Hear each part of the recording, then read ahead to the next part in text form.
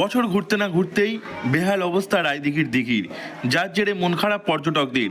যদিও নতুন বছরের আগেই এই সমস্যার সমাধান করে দেওয়া হবে বলে জানানো হয়েছে। রায়দিঘির দিঘিকে কেন্দ্র করে 25 বিঘা জায়গায় কয়েক কোটি টাকা ব্যয় করে ইকো ট্যুরিজম পার্ক গড়ে ওঠে। সেখানে আনা হয় বোট, সেই বোট এখন চলে না বললেই চলে।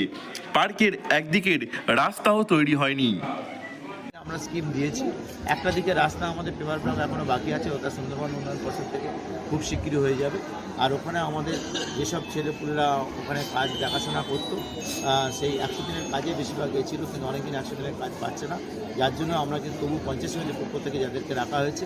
আমরা যতটা জানি পরিষ্কার পরিচ্ছন্নের জন্য প্রত্যেক দিন আমাদের কিন্তু ওখানে ভিজিটররা আসে, তারা এনজয় করে, তারা অবশ্যই, এবং সব বয়সী মানুষরা আসে।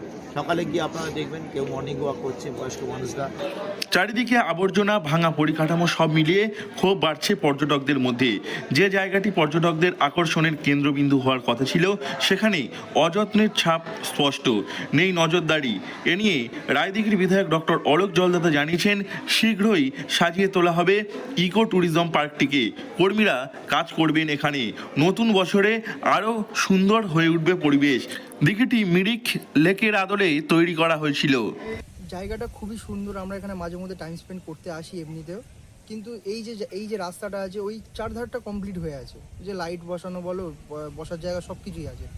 এই রাস্তাটা একটু জঙ্গল ফঙ্গল, পাশের এরিয়াগুলো নোংরা, এইগুলো একটু পরিষ্কার করলে সব কিছু ভালো হয়ে যাবে। হ্যাঁ, এটা আমাদের মানে এই এরিয়ার মধ্যে প্রথম মনে হচ্ছে আমার যত এই পার্কটা বড়, এত বড় পার্ক একটা, এটা খুব সুন্দর একটা প্রকল্প, খুব ভালো করেছে এটা করে।